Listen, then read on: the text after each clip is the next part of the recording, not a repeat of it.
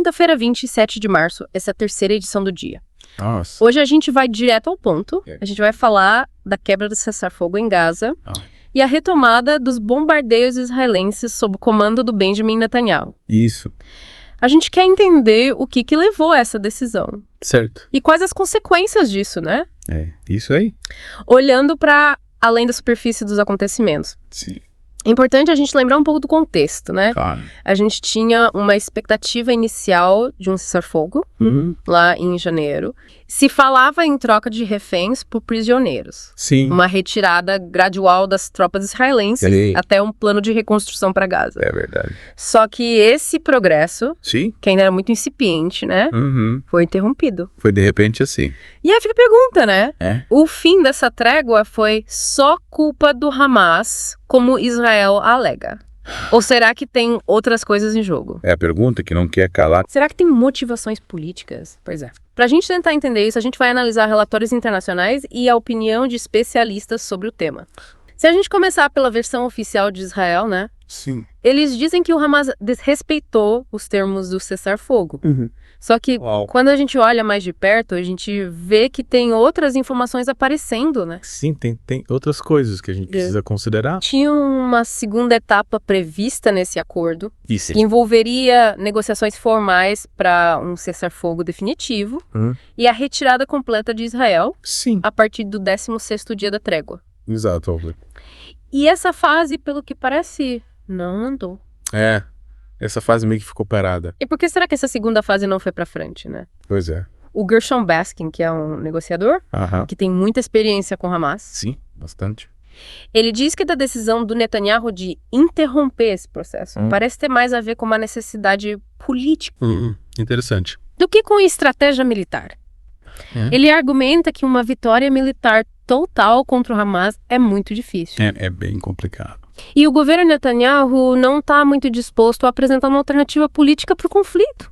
Parece que eles estão meio presos nessa lógica militar, sabe? Sem pensar muito nas outras possibilidades. E essa ideia de que tem uma motivação política por trás aparece em alguns veículos de comunicação, né? Em alguns lugares. O The Times, o El País, eles levantam a possibilidade de o Netanyahu estar usando a guerra como uma maneira de manter a coalizão de governo unida. Faz sentido. Em meio a pressões internas. Sim, bastante. E investigações de corrupção. Então é como se ele estivesse usando essa situação para se proteger. É, meio que para desviar o foco, né?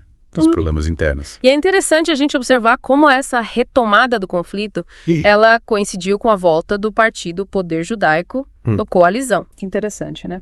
Essa volta do partido dele pode ter sido importante para evitar a queda do governo. Pode ter sido decisivo. Durante as discussões sobre o orçamento, e a gente não pode esquecer também que, como The Guardian reportou, o aumento do conflito acabou neutralizando abafou completamente. os protestos contra as reformas judiciais do Netanyahu. Nossa, que estavam enormes. Inclusive a demissão do chefe do Shin Bet, Exato. que foi bem controversa. Muito. Lembro bem disso. É bom a gente explicar para os nossos ouvintes Sim, com certeza. que o Shin Bet é o Serviço de Segurança Interna de Israel. Isso? Essa demissão do chefe, e meio às reformas judiciais, já era uma coisa que estava gerando muita tensão, né? Sim, o clima já estava bem pesado. E aí essa retomada do conflito meio que desviou o foco dessa questão. Mas voltando ao cenário geral, o preço que a gente está pagando por essa escalada Não, preço alto. é muito alto. A ofensiva de março já matou centenas de pessoas. Em um período de tempo muito curto. É muito triste. E a gente vê protestos tanto dentro quanto fora de Israel, liderados principalmente pelas famílias dos reféns que ainda estão sob poder do Hamas. São 59 reféns. É um número muito grande. E essas famílias estão pedindo negociação. Elas querem que parem com a violência. Em vez de mais violência, é de partir o coração a gente pensar É duro. que os próprios bombardeios já colocam em risco a vida desses reféns. Sim, total. Apesar do Netanyahu ter dito que as negociações só vão acontecer sob fogo. É uma postura bem contraditória, né? Não ajuda em nada a resolver a situação. É uma postura, no mínimo, contraditória, né? Para dizer o mínimo. E a situação humanitária em Gaza Piorou muito. Muito crítica. Não. As Nações Unidas estimam que cerca de 85% das estruturas já foram danificadas ou destruídas. É muita coisa. E o bloqueio da entrada de ajuda humanitária só piora a situação. Deixa tudo muito mais difícil. Imagina, a população já está exausta, né?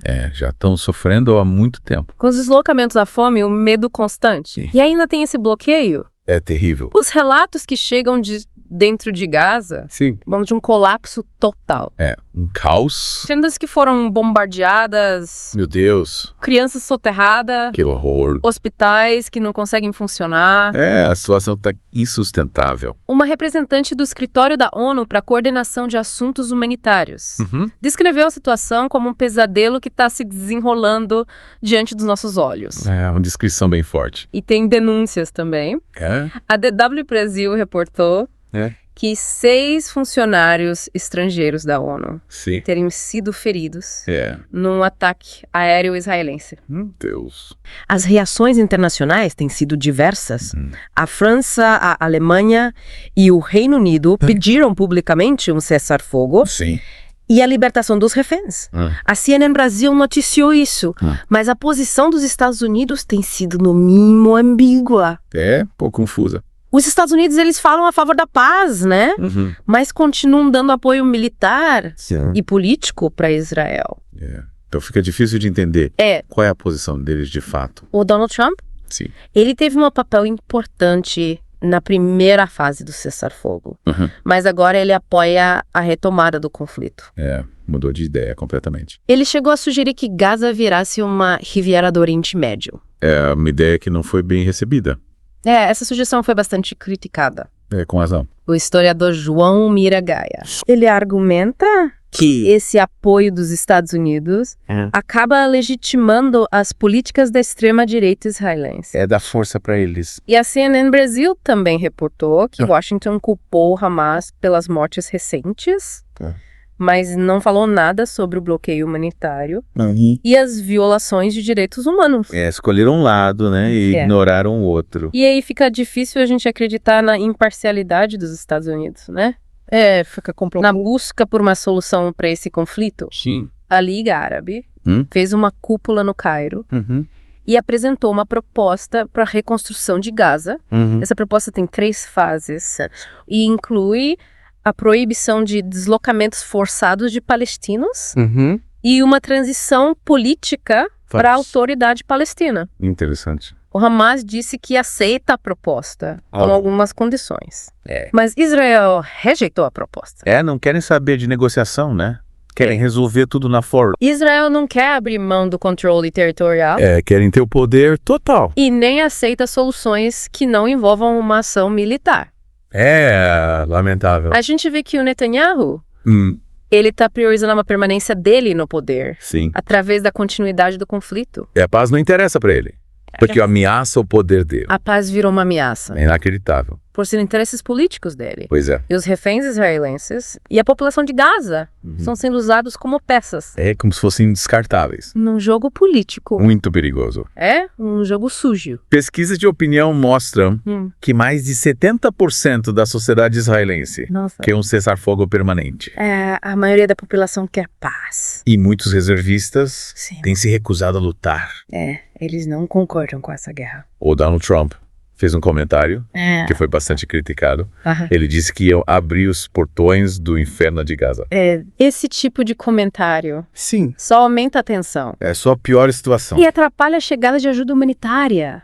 Torna tudo mais difícil. A reconstrução de Gaza é essencial para a gente ter justiça e paz na região. Fundamental. E tudo indica que o Netanyahu escolheu a guerra. Infelizmente. Em vez da paz, a gente precisa pensar em como a busca por poder pode ter um impacto tão grande na vida das pessoas. Na vida de todos. E na paz, em uma região tão instável. É preciso refletir sobre isso. E qual é a responsabilidade dos outros países em evitar que isso aconteça? Qual o papel deles nisso tudo? O podcast vai ao ar de segunda a sexta, às 7 da manhã, meio-dia, às 5 da tarde e aos sábados ao meio-dia. Até a próxima.